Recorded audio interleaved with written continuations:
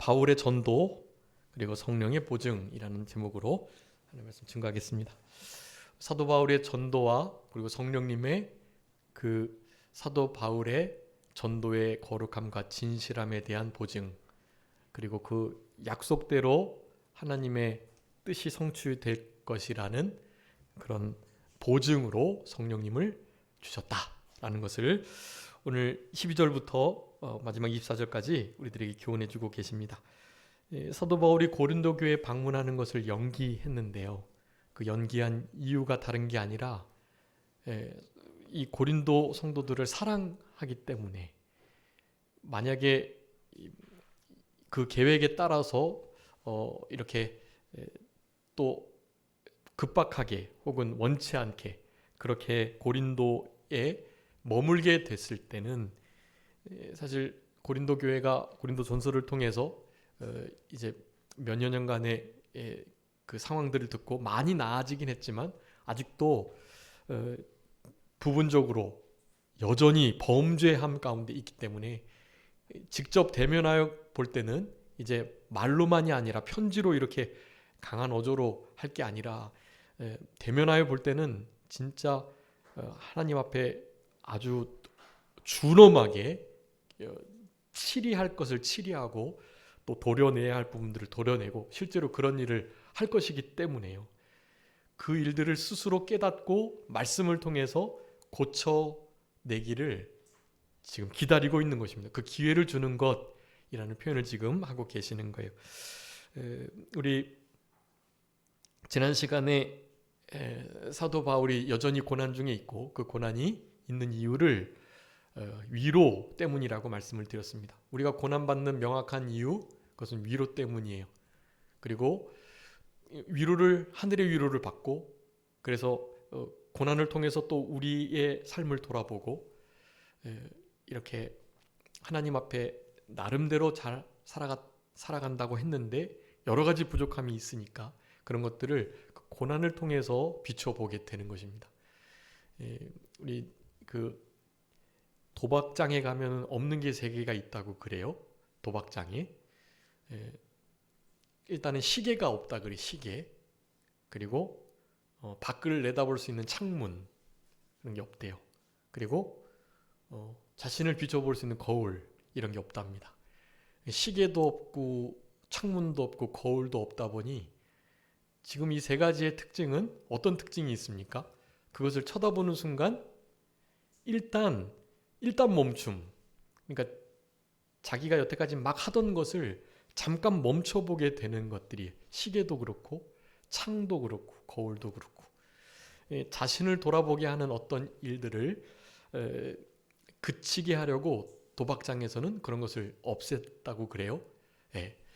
여러분, 우리의 삶 속에서 지금 한참 뭔가 잘못되고 있을 때 혹은 너무 잘 나가고 있을 때, 그럴 때 우리 하나님께서 이런 고난과 역경을 두셔가지고 우리를 돌아보게 하시고 잠깐 멈춰서 내가 지금 진리의 길, 말씀의 길, 신앙의 길을 제대로 걸어가고 있나라는 것을 알게 하시려고 우리에게 고난을 주신다. 결국 그래서 그 상황 속에 특별히 나쁜 상황 속에서는 위로를 주셔가지고 우리의 삶을 돌아보고 구원을 이루어 가도록 하게 하신다. 네.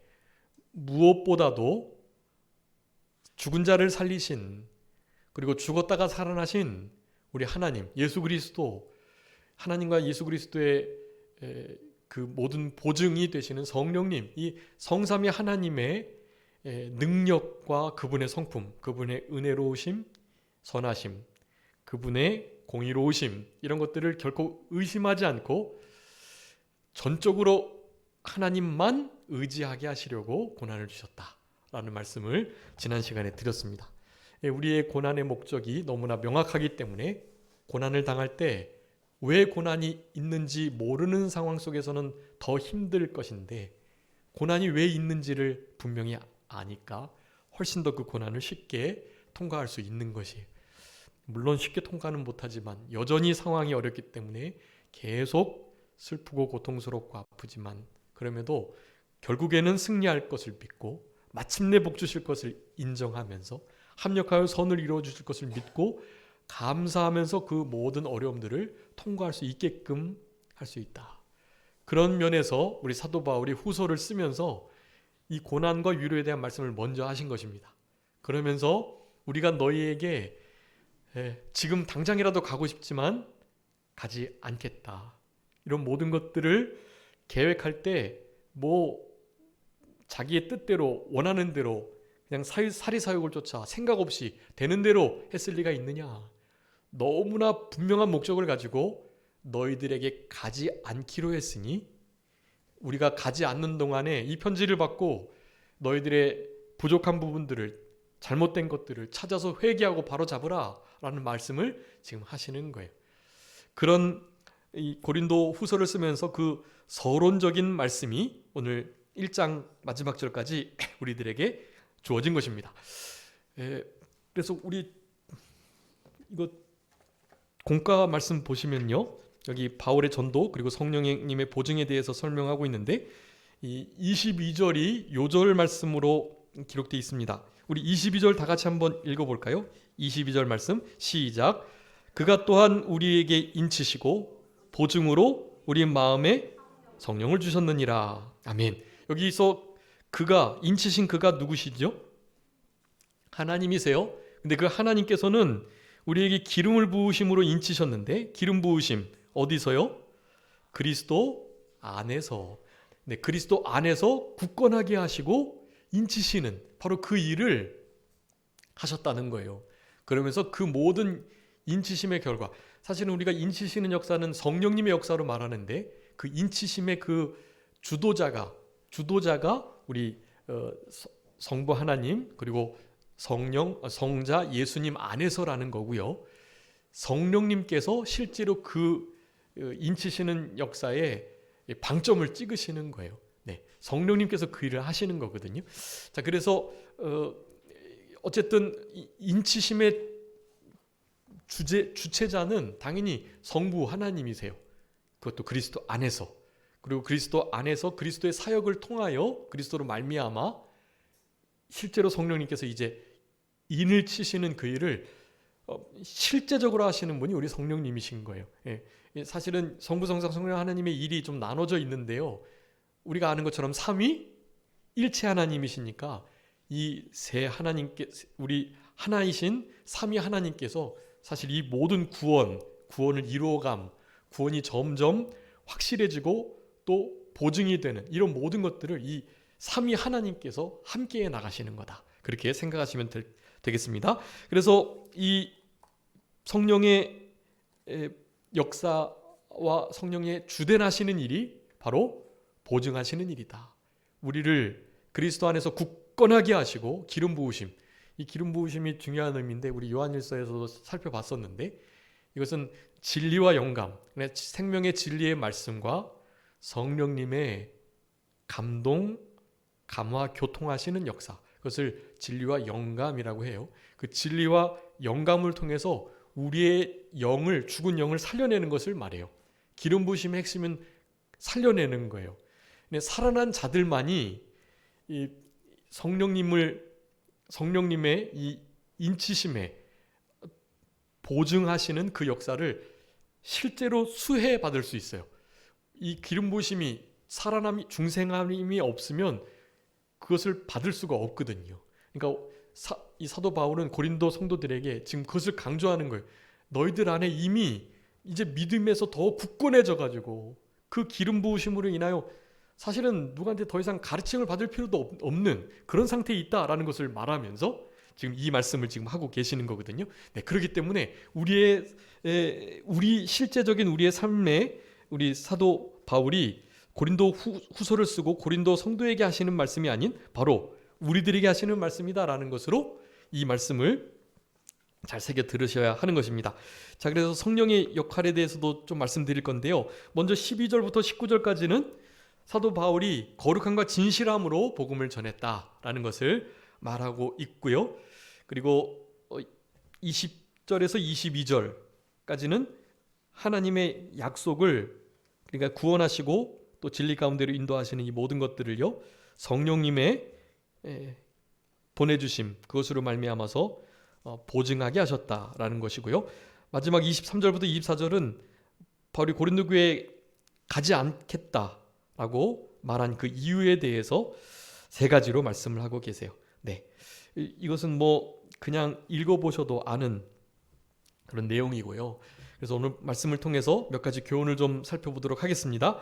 먼저 우리 12절에 사도 바울이 특별하게 우리 고린도 교회 성도들을 향해서 얼마나 진실하고 진지한, 그리고 세상과 구별된 거룩한 태도로 저들을 대했나라는 것을 말하고 있어요. 사도 바울이 고린도 교회에서 사실은 대접을 제대로 받지 못했거든요. 우리가 전서에서 살펴본 것처럼 사도 바울의 사도됨을 증거해야 될 아주 명확한 교회 중에 하나가 고린도 교회인데, 고린도 교회 안에서도 사도 바울이 진짜 사도 맞나? 다른 사도들은 자천서도 들고 다니고 서로 추천서 주고받으면서, 그리고 나름 좀 이렇게 사역을 한다는, 공식적으로 인정받은 사역자라는 뜻으로 나름의 사례도 받고 그러는데, 사도 바울은 사례도 안 받지, 영 이거 다른 사람들이 사도 바울이 가짜라고 말도 하기도 하고 다 그래서 아닌 것 같기도 하고, 이런 류의 생각들이 고린도 교회에 있었던 거예요. 다른 교회는 몰라도 고린도 교회만큼은 그런 생각을 가지면 안 되거든요. 고린도 교회가 선 이유가 사도 바울 때문인데요. 사도 바울의 사도됨을 증거해야 할 자가 바로 고린도 교회인데, 그렇지 않은 것에 대해서 사도 바울이 정말 가슴 아파한 장면들을 우리가 살펴봤었습니다. 적어도 그러면 안 되는데요. 사도 바울은 그럼에도 불구하고 우리 고린도 교회를 향해서 두 번째 편지를 쓰면서 분명하게 말하는 거예요. 내가 너희들을 향하여 이 복음을 전하고 그 복음을 잘 증거하고 가르치고 이런 일을 할 때 아주 중요한 두 가지 태도를 가지고 했다고 12절에 말씀하고 계세요. 어떻게 했다고요?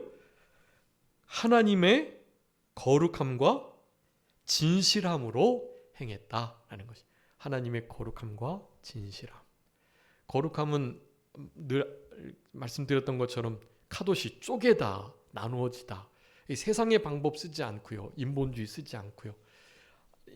자기가 깨닫고 부활의 빛으로 만난 부활의 주님이 계시해 주신 그 말씀 그대로를 세상의 다른 학문과 접목하지 않고 있는 그대로를 진짜 좀 구별되게 전했다라는 거예요. 구별되게. 하나님의 거룩함으로 구별되게. 그 구별됨은 삶으로 나타나는 겁니다. 삶으로. 삶이 거룩해야 거룩한 말씀이 증거가 되는 거거든요. 하나님의 종에, 그리고 우리도 다 하나님의 종들인데요. 하나님의 백성들, 참된 크리스찬들, 그리스도인들이죠. 작은 그리스도예요. 그리스도께 속한, 그리스도의 것으로 살아가는 그리스도의 종된 자들은요, 다른 것이 아닙니다. 삶을 통해서, 특별히 거룩한 삶을 통해서 바로 그 성결, 거룩하고 깨끗함이죠. 성결함이 우리 참된 크리스찬들의 아주 중요한 힘의 원천이 되는 거예요. 여러분, 크리스찬, 특별히 성직자, 목회자라고 불리는 이들의 힘과 권위와 권세는 성결함에서 나오는 거예요. 성결함. 그런데 목회자만 그런 게 아니에요. 우리 성도님들의 삶 속에서도 거룩하고 깨끗함, 바로 그 성결이요. 그 성결의 역사로 빛과 소금의 역할을, 또 그리스도의 군사의 역할을 감당할 수 있게 되는 것이, 성결한 자에게 하나님이 은혜를 베풀어 주셔가지고요, 성결, 거룩하고 깨끗한 자에게 하나님이 함께 해주세요. 그런 자들이 세상을 실제로 이겨낼 수 있는 것입니다. 여러분, 성결이 무너지면 사실 우리는 믿지 않는 자들보다 별로 다르지 못한, 아니 더 못한 삶을 살아가게도 될 수 있어요. 그러니까 성결을 잘 유지하셔야만 합니다. 거룩함과 깨끗함, 구별되고 나눠지고, 이렇게 주일날 오후 예배까지 나오는 거, 이런 게 거룩이에요. 거룩. 다른 사람들은 오전 예배만 드리고 새벽 예배만 드리고 이 주일날도 일요일로 여기면서 성경에는 모든 날을 같이 여기라 그랬다. 다 주일날처럼 하나님 앞에 예배하는 마음으로 세상 일하고 그러면 된다. 주일날 꼭 이렇게 시간 들여서 지키지 않아도 된다. 주일은 그저 형식상 그렇게 나눠진 것일 뿐 그냥 모든 날을 주일날처럼 거룩하게 잘 지내면 된다 라고 하면서 주일을 안 지키는 때가 됐단 말이에요. 지금 그렇게 신학이 움직여가고 있어요. 여러분, 이 주일도 이제 더 이상 목숨을 걸고 거룩하게 지켜야 할 날이 아닌 게 된 것입니다. 이를테면 11조 문제도 그래요. 11조 안 드려야 된다. 그거 구약에 이미 폐지된 말씀이고 구약 말라기 그것도 제사장들에게 한 말이기 때문에 11조 우리하고는 관계가 없다. 유튜브 보시면 11조를 드리지 않아야 할 성경적 근거 뭐 이런 것들도 많이 나와요. 그것이 마치 성경적인 것처럼요. 여러분, 근데 성경에서 11조는요 너무나 무엇과도 바꿀 수 없는 명확한 거예요. 주의를 지키는 것과 마찬가지예요. 그거는 모든 돈을, 나의 수입의 모든 전 재산을 주께 드리듯 경건하고 거룩하게 잘 쓰면 되는 거예요. 예. 굳이 11조로 떼지 않아도 11조 떼놓고 10분의 9를 내 마음대로 막 흥청망청 쓰면 안 되는 것처럼 10분의 10을 하나님께 전부 다 드리는 것처럼 10분의 10을 잘 쓰면 된다. 10분의 9, 10분의 1을 떼서 나눌 필요 없고 잘 쓰면 된다. 그렇게 말하는 교회들이 많아요. 11조를 내라고 하지 않으면은요, 그게 통계적으로 밝혀졌는데요. 감사헌금, 그 외의 각종 헌금들이 훨씬 더 많이 거친대요. 11조를 걷는 것보다 각종 명목을 두고 다른 헌금들이 훨씬 더 많이 거친대요. 네, 그래서 큰 교회들은 신학의 흐름도 그렇고 11조 안 내는 게 맞다. 그렇게 다 바뀌고 있다라는 거예요. 실제로 11조를 안 내니까 그러면 다른 헌금들 좀 여유 있게 해야지 하면서 여유 있게 하다 보니까 실제로 11조 하는 것 이상으로 많이 한다는 거죠. 그래서 교회 재정을 늘리기 위해서도 11조를 강조 안 하는 11조가 드리는 것이 틀렸다고 말하는 교회가 신학이 점점 많아지는 때예요, 지금. 여러분, 근데 결코 그렇지 않습니다. 11조 하나님께 드리셔야 해요. 시간의 11조도 드리셔야 해요. 여러분, 24시간 중에 10분의 1이 몇 시간이라고요? 2시간? 20? 네, 4분. 계산 잘 하시면 돼요. 2시간 24분이에요. 하루 24시간에 10분의 1은 2시간 24분. 여러분, 2시간 24분은 누구 것이라고요? 하나님의 것이. 그거 하나님께 드리셔야 돼요. 2시간 24분요. 그러니까 하루에 1시간 기도하고 하루에 1시간 성경 보시고 또 하루에 균형을 맞추려면 하루에 1시간 찬양하고 또 전도하시고 이러면 제일 좋아요. 그러면 다른 사람들은 2시간 24분 바치지만 하루에 1시간 3시간 바치면 하나님께 상급이 더 많으니까요. 실제로 하나님 앞에 시간을 그렇게 드리셔야 돼요. 그런데 하루에 1시간 하나님께 드리기 어렵습니다. 성경도 5장 읽으시면 한 30분 40분 걸려요. 예. 그리고 나머지 또 한 30분만 기도 시간을 들여서 하는 거죠. 가정을 위해서, 교회를 위해서, 나라를 위해서, 내 친구들과 이웃들, 친척들을 위해서, 내가 만난 나를 괴롭혔던 못되게 굴었던 그 영혼을 위해서 하나님 앞에 간절히 기도하는 그 시간이 30분도 부족한데 30분도 안 드리죠. 사실 하루에 1시간 드리는 성도도 많이 없다고 생각이 돼요, 사실. 네. 우리 목회자들은 하루에 2시간 이상 기도하고 하루에 10장 이상 성경 보고가 기본이거든요. 우리 교단 목회자들의 기본이에요. 그거 안 하면 목회자가 아니에요. 강도사 때도 더 해야 되는데 목사가 되면 더 많이 해야죠. 근데 제가 볼 때는 1시간, 2시간 기도하고 하루에 10장 이상 성경 보는 목회자가 사실 얼마나 될까 조금 의구심이 들어요. 네. 실제로 목회자들도 하기 어려운 일입니다. 그게 진짜 시간을 떼어놓고 집중해서 하지 않으면 그거 제대로 드리기가 어려워요. 그런데 세상과 접하여 살아가시는 우리 성도님들 그게 얼마나 힘드시겠어요. 충분히 이해가 됩니다. 사실. 그럼에도 하셔야 해요. 목사만 아니지만 다 왕같은 제사장들이시니까요. 우리 성도님 한 사람 한 사람이 평신도 목회자와 다름이 없으신 거예요. 똑같으세요. 사실은 다르지 않아요. 그러니까 목회자들보다도 사실 시간을 더 들여서 해야 그래야 세상에서 이길 수 있어요. 목회자들은 세상하고 잘 접하지 않으니까 내나 신앙 비슷한 분들하고 만나고 신앙 좋은 분들하고 만나면 성경 얘기하고 만나면 전도 얘기하고 하니까요. 사실 조금 덜 성경 보고 덜 기도해도 그나마 괜찮은데 성도님들은 정말 더 많이 하셔야 돼요. 왜냐하면 불신 영혼을 만나고 우리를 향하여 적대적으로 공격하는 자들을 만나고요. 사탄이 호시탐탐 우리의 신앙을 무너뜨리려고 하니까요. 회의감을 갖게 하고 우리의 감정을 무너뜨려 가지고 하나님의 참된 심령천국, 주님이 주시는 안식과 위로, 그 평안을 누리지 못하게 사탄은 계속해서 공격하니까요. 네, 더욱더 기도하셔야 하는 거예요. 더욱더 성경을 읽으시고요. 오늘 아침에 주보에다가 이거 제가 꽂아서 다 드렸는데요. 다 받으셨죠? 이거 이제 원래 이제 이걸 A4 용지로 만들어서 드렸었는데요. 이제 그거는 너무 잘 낡아지기 쉬우니까 그것은 다 물에 젖기도 하니까요. 요것은 좀 빳빳하니까요.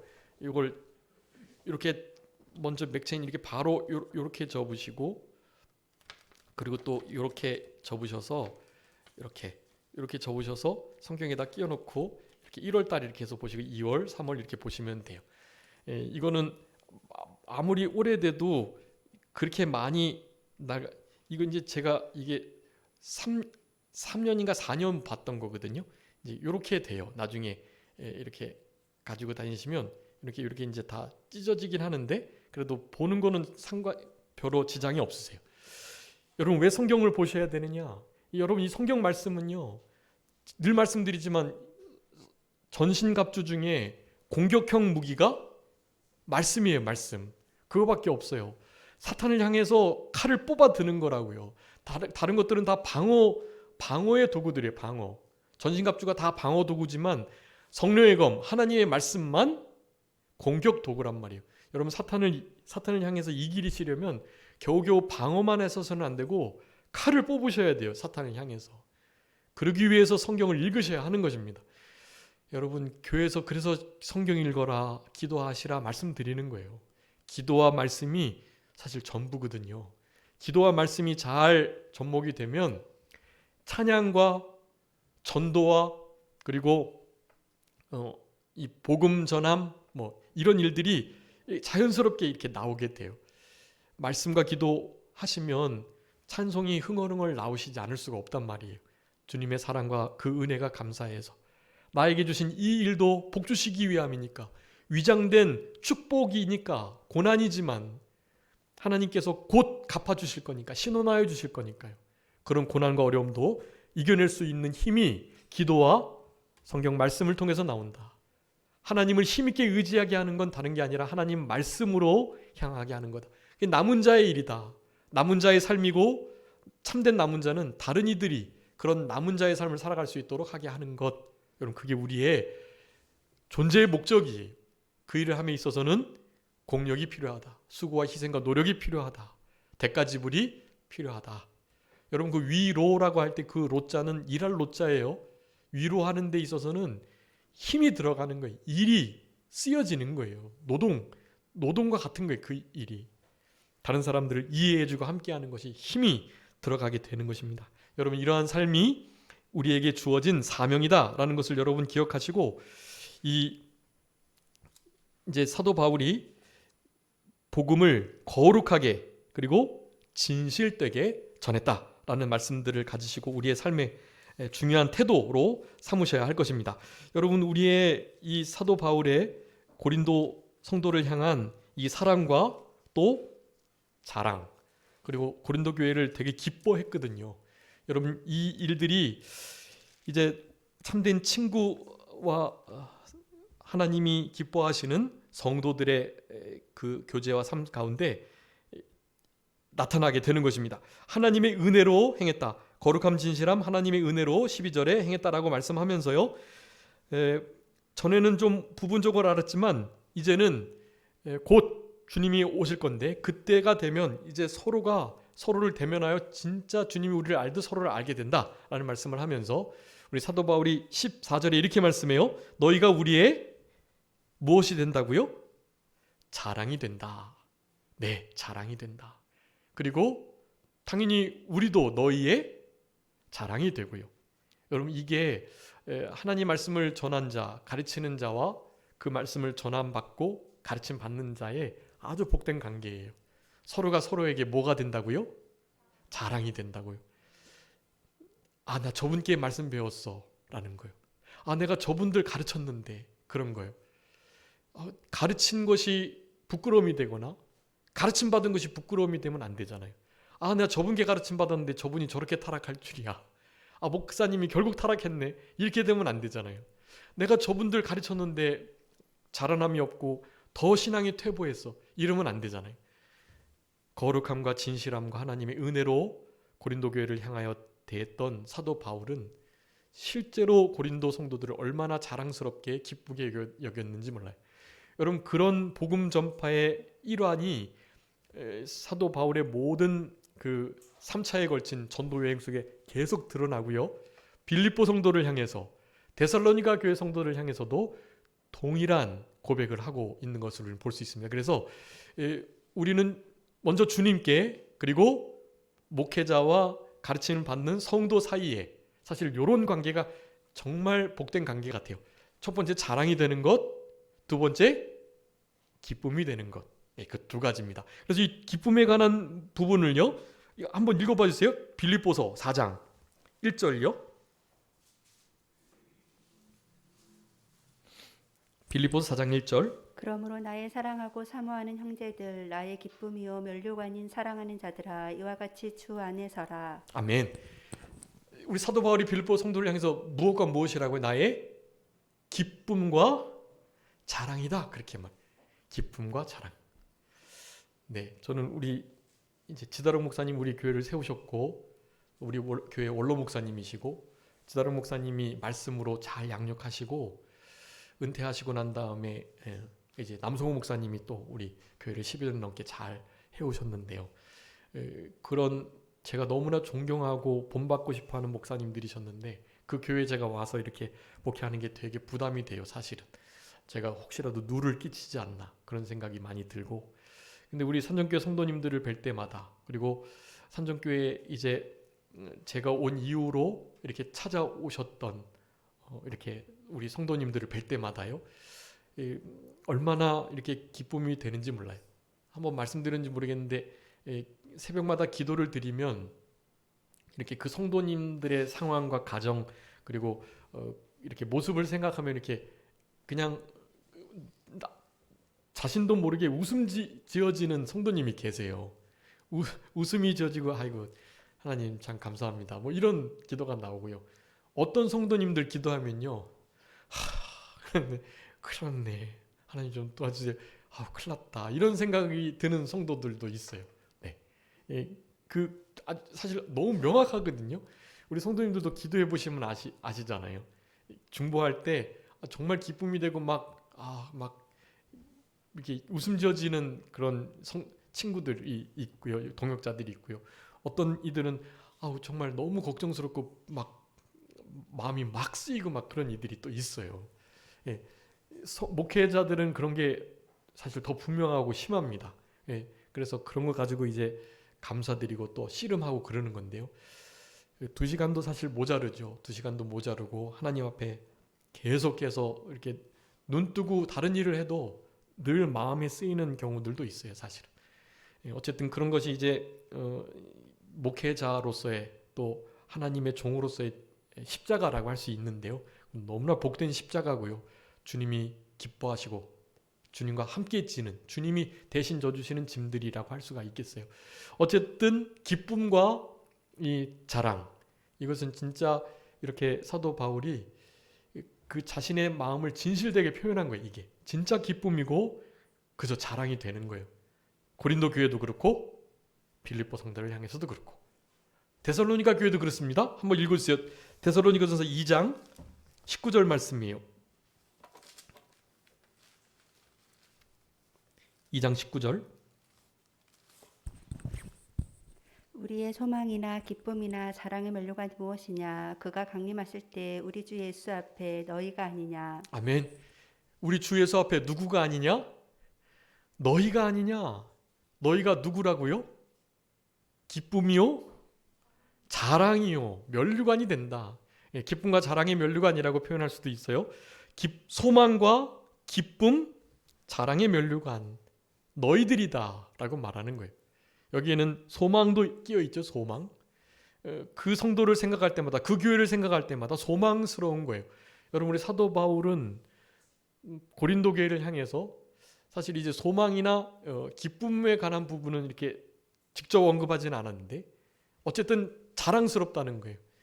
그 패역한 도시에, 그 이방 도시에 고린도 교회가 세워졌다라는 사실 자체가요. 사도 바울이 정말 하나님 앞에 자랑할 수 있을 만큼, 자랑이 될 만큼, 사도들에게 자랑이 될 만큼 진짜 자랑스러운 일이었다라는 것입니다. 서로가 자랑이 되는 거예요. 이때까지는 사도 바울이 거짓 사도인 줄 알고 부끄러워하고 사도 바울을 멀리하려고 했던 고린도 교회였지만 이제 우리들도 너희들의 자랑이 되어야 한다. 자랑이 되었으면 좋겠다라고 말씀을 하는 거예요. 여러분, 아무쪼록 우리의 삶 속에 우리 산정교회에서 잠깐 얼굴 뵙고 이렇게 신앙생활을 했던 것, 영혼의 시간에 비하면 너무나 순간의 일이긴 하지만 여러분, 이 삶 속에서의 서로 위에서 기도해 주시고 서로 함께 예배하는, 함께 지어져가는 성전된 이 복된 인연, 이 관계 속에서요, 아무쪼록 소망과 자랑과 기쁨이 되는 그런 우리들이 되었으면 좋겠습니다. 나 기쁨이 된다. 저분 생각하면, 저 목사님 생각하면 기쁨, 너무나 자랑스럽고 소망스럽다. 그런 생각이 들 수 있도록 그렇게 남은 때를 살아가셔야 할 것입니다. 거룩함, 진실함, 그리고 은혜로 행할 때 그런 관계가 유지된다라는 것을 생각하시고요. 그러면서 이제 두 번째로 강조하는 것은 이것이에요. 19절에 하나님의 아들 예수 그리스도는 예만하고 아니라함이 되지 않았다. 하나님께는 우리 예수 그리스도는 항상 예만 되셨다. 여러분, 예수님께서 하나님께 대하여 아니고요 한 거 혹시 기억하시나요? 아니고요 하신 거 있을까요? 없으실까요? 예수님께서 하나님께 대하여 그건 아니지 않나요? 하나님? 그건 조금 너무한데요. 뭐 그러신 거 있으셨나요? 네, 없으셨어요, 사실은. 그런데 딱 하나 굳이 찾아내고자 한다면 겟세마네 동산에서 예수님께서 어떻게 기도하셨죠? 네, 할 수만 있다면 이 잔을 내게서 좀 옮겨주세요라고 기도를 하셨어요. 네, 그 잔은요, 십자가를 안 지시겠다는 말씀이 아니에요. 십자가 지시러 오셨는데 안 지시겠다고 하면 안 되죠. 사명을 아시는데 십자가를 안 지시겠다는 게 아니라 십자가의 고난, 그 고난의 잔요. 할 수만 있으면 고난을 어떻게 좀 안 받으실 수 없을까 하는 마음이 있으셨던 거예요. 왜냐?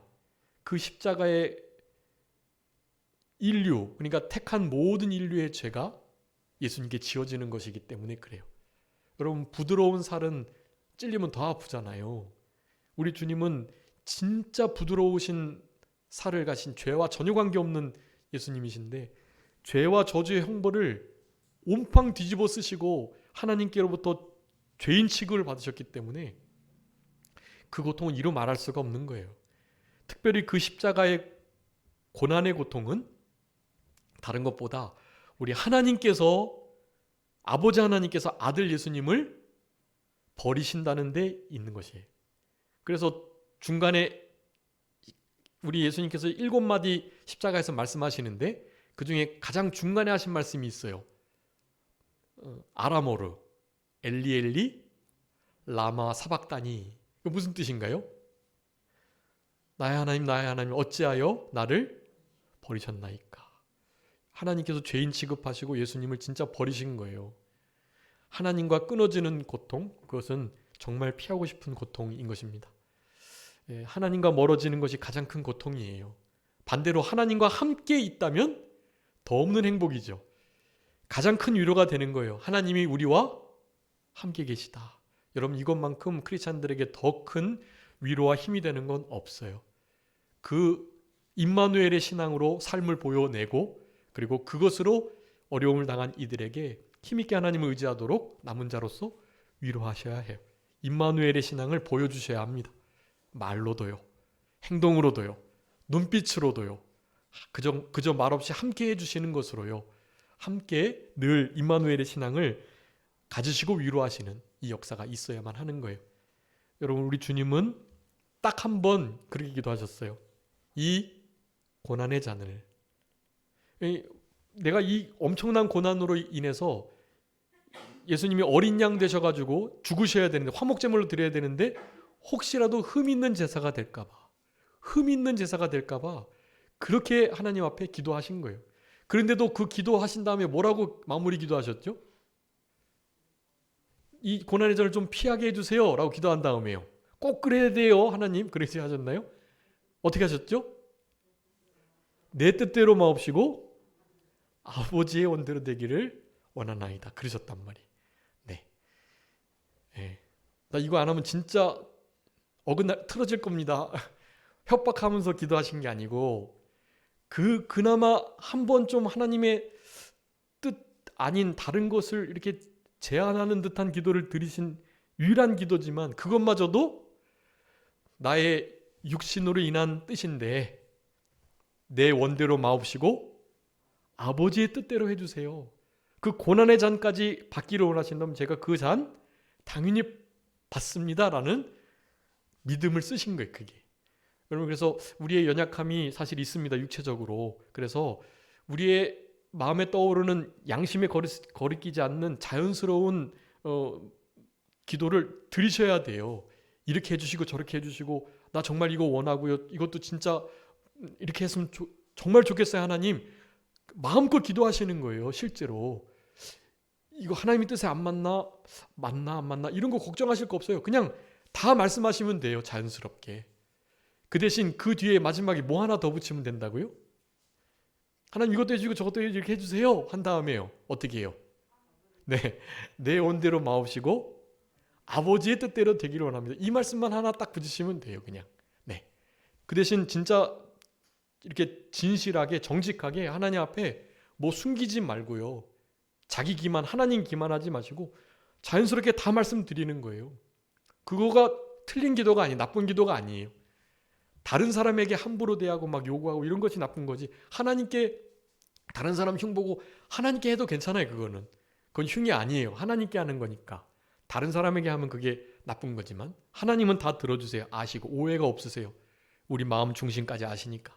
그렇기 때문에 그 대신 그 기도는 하셔야 돼요. 내 뜻대로 마옵시고 아버지의 원대로 되기를 원합니다. 그 기도 드리시면 정말 완벽한 기도가 되는 거예요. 좀 육체적으로 육신적으로 이런 기도까지 해도 되나 하는, 뭐 좀 욕심으로 기도하는 것처럼 보여도 그 기도만 진심으로 마지막에 붙이시면 되는 거예요. 실제로 하나님이 다 알아서 해주세요. 그러면 정직하게 우리 마음을 오픈하시고 하나님께 주저리 다 아뢰시는 게 좋은 겁니다. 그게. 우리 예수님은 단 한 번의 그 제한적 기도도 하나님의 원대로 되기를 원한다고 기도하셨어요. 그렇기 때문에 사도 바울은 이 말씀을 하고 있는 거예요. 우리 예수님은 하나님께 대해 뭐만 되셨다? 예만 되셨다. 이 책 중에 이 세상을 향하여 아닌 것은 아니라 할 때 다른 사람은 다 이해할지라도 자기는 아니라 해야 된다, 이런 책들도 있고 자기계발서가 많거든요. 그거는 좋은 책들이죠. 좋은 내용들이고요. 그런데 여러분, 신앙에 대해서는요, 무조건 예만 하시면 돼요. 무조건. 아니라 하는 것은요, 우리가 판단할 때 합리적으로 괜찮다고 생각이 되지만 사실은 하나님의 이 법에 의하면요, 그냥 무조건 예하는 게 좋은 거예요. 하나님이 이렇게 물어보시지 않거든요. 너 이거 해보는 게 좋지 않을지 않을까? 뭐 이런 식으로 막 꼬아서 물어보지 않으신다고요. 그래서 너 이거 항상 긍정적으로 물으세요. 긍정적으로. 너 이거 해볼래? 늘 그렇게 물으시는 거예요. 너 이거 안 할래? 부정적으로 안 물으세요. 하나님은 해볼래? 그렇게 물으신단 말이에요. 그럼 무조건 뭐만 하면 된다고요? 예만 하시면 돼. 그냥 예, 네, 그렇게 해보겠습니다. 실력도 안 되고 내가 진짜 그거 할지 안 할지 모르는데 주님 능력 힘입어서 한번 해보겠습니다. 예 하시면 돼요. 여러분, 우리 하나님께서 영광을 받으시는 일 중에 정말 쉽지만 사실은 우리 양심을 놓고 볼 땐 쉽지 않은 게 있어요. 그게 바로 20절이에요. 여러분 다 같이 20절 한번 읽어보겠습니다. 20절 시작. 하나님의 약속은 얼마든지 그리스도 안에서 예가 되니 그런즉 그로 말미암아 우리가 아멘하여 하나님께 영광을 돌리게 되느니라. 아멘. 제가 이거 자주 인용하는 말씀 중에 하나인데요. 여러분 실제로 아멘할 때 하나님이 뭘 받으신다고요? 영광을 받으세요. 여러분 하나님께 영광을 돌리는 정말 쉽지만 사실 그렇게 쉽지만은 않은 방편이 바로 아멘이에요. 여러분 이렇게 말씀을 들으실 때 우리의 심령 속에서 우리의 영혼이 아멘 하셔야 돼요. 목소리로 아멘 입술로 내지 않으셔도 여러분 심령 속에서는 아멘 진짜 하셔야 돼요. 여러분 그 아멘이요 하나님께 영광이 돌리게 되기 때문에 그래요. 여기 보면은 그리스도 안에서 그리스도로 말미암아라는 표현이 쓰는데요. 그러니까 이건 당연히 믿음에 관해서 하나님의 말씀의 법에 맞는 그런 의미예요. 다른 말 하는데 아멘 하면 안 되죠. 그런 말은 하나님께 영광도 안 받으시고 당연히 안 돼요. 그렇지만 진리 안에서 말씀 안에서 신앙 안에서 성경의 원리대로 하나님의 감동을 따라서 우리가 사실은 모든 것이 이 그리스도 하나님의 이 기름 부심 안에 성령이 보증이 되시는 이 바탕 속에 다 이루어지는 거예요. 그래서 성경의 말씀, 하나님 말씀을 설교 말씀을 듣거나 성경 말씀을 읽거나 신앙서적을 읽으실 때 그 말씀이 실제로 나의 마음속에 울림이 있으면 그때는 여러분 진짜 아멘 하셔야 돼요. 아멘 하셔서 그 아멘의 동의 그 순간에 우리 하나님께서 영광을 받으세요. 진짜로요. 우리 하나님이 영광을 받으시는 거예요. 다 예수 그리스도로 말미암아 성령의 역사로 영광을 받으시게 돼 있어요. 그러니까 이건 공식이에요. 공식. 완전 공식입니다. 제 머리가 이게 지금 신사 2 머리인데 신사 2. 이게 공식이 있어요. 같은 학원에서 배운 사람은 알아요. 신사 2로 해주세요. 그럼 이렇게 깎는 거예요. 머리. 공식이 있대요. 저 신사 2로 해주세요. 그러면 그냥 윗머리 어느 정도, 앞머리 어느 정도, 뒷머리 어느 정도 그냥 공식이 있거든요. 여러분 하나님 말씀을 들으실 때 성경을 읽으실 때 누군가의 믿음의 말을 들었을 때 사실 원치 않고 좀 별로 나는 좀 싫은데 어렵고 힘든데 그래도 뭐 하면요 아멘 하시면 하나님께 영광이 되는 거예요. 이건 그냥 공식이에요. 공식처럼 실제로 아멘 하시고 이 더 중요한 것은 이제 아무런 결심 없이 아무런 막 의지 없이 그냥 입에 발린 대로 아멘하면 안 되죠. 당연히 반대로 아멘을 못해도 우리의 마음속에 진짜 다짐하는 마음으로 동의하는 마음으로 아멘 그렇게 해보겠습니다. 저는 부족하지만 그리스도로 말미암아 그리스도 안에서 예수님께서 이미 아멘이 되시고 예수님께서 이미 그 일을 하셨으니 저도 그 일에 동참하겠습니다 라는 의미로 아멘 하시는 거예요. 성령님께서 이 아멘을 하게 해주신다는 거예요. 그리고 사도 바울이 행했던 이 모든 구속의 역사들, 구속을 전하는 이 역사들을 성령의 도우심으로 해나가겠다는 것을 말씀하고 있는 것입니다. 여러분 성령님께서 감동 감화하셔서 우리의 삶 속에 실제로 아멘이 되는 우리 첫째 아들, 둘째 아들 이렇게 아버지가 일을 시켰는데 첫째 아들, 둘째 아들 다 원래 첫째 아들은 이제 먼저 대답하고 실제로 순종 안 했는데요. 둘째 아들은 안 할 거야 했다가 나중에 순종했죠. 이제 첫째, 둘째 아들을 합쳐가지고 묻자마자 이해하고 실제로 순종하는 그게 아멘의 삶이거든요. 우리의 삶 속에 마음으로 실제로 아멘하여 하나님 영광 받으시는 그래서 이런 말씀들을 가르친 자들이나 이 말씀을 배운 자들이 서로에게 소망과 기쁨과 자랑이 될 수 있는 그런 우리들의 남은 생애가 되었으면 좋겠습니다. 기도하겠습니다. 살아계신 우리 아버지 하나님 감사합니다.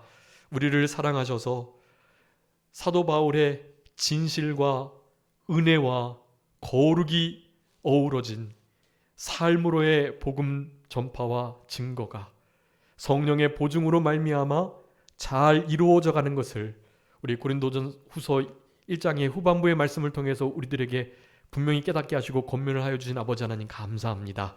우리 예수님께서 하나님께 대하여 늘 예가 되셨던 것처럼 우리도 예수 그리스도 안에서 아멘하여 하나님께 영광을 돌리는 우리들의 남은 생애가 되게 하여 주시고 그와 같은 삶이 늘 이어져서 우리 주님 다시 오실 때 심판대 앞에서 우리 모두가 서로에게 서로가 자랑이 되고 소망이 되고 기쁨이 될 수 있도록 우리 주님 역사하여 주시옵소서. 아버지 하나님, 거룩하고 복된 주의 날 남은 시간도 우리 주님과 동행하며 임마누엘로 모든 어려움들을 넉넉히 이겨내고 승리하는 복된 한 날이 되게 해주시기를 간절히 바라옵고, 내일부터 목요일까지 있을 우리 JDM 청소년 겨울 수련회를 주님께서 붙드시고 성령 충만케 역사하여 주시며, 그 속에서 귀한 청소년들이 주님을 만나 배웠고 우리 주님을 인격적으로 모시는 삶이 변하고, 이 시대의 다윗과 같이, 아브라함과 같이, 모세와 같이, 다니엘과 같이, 욥과 같이, 또 느헤미야와 같이 하나님 앞에 요셉과 같이 쓰임받을 수 있는 복된 하나님의 사람들 되게 하여 주시옵소서. 모든 것 주님께 맡기옵고 살아계신 예수 그리스도의 이름으로 기도 올리옵나이다. 아멘.